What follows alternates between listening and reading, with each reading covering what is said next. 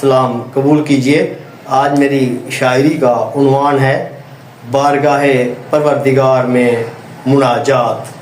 عرض کیا ہے تیری بارگاہ میں کب سے عرض گزار ہوں میں، دل ریزہ ریزہ آنکھ نم اشک بار ہوں میں، حسرت عشرت و آسائش و مسرت میں دعائیں لب پر لیے عرض در گزار ہوں میں۔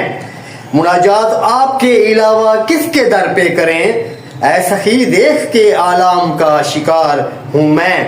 بشر کی فطرت کہ اگر رزق ہو فراواں ہو، تو دیکھ اسرت خلق میں شرمسار ہوں میں۔ ہر نگارش میری رزق کا وسیلہ ہو، اے بادشاہ تیرا شعر و سخن نگار ہوں میں۔ اے رب رزق کا قطرہ نہیں سمندر دے، اے رب رزق کا قطرہ نہیں سمندر دے، محو حمد و ثنائے پروردگار ہوں میں۔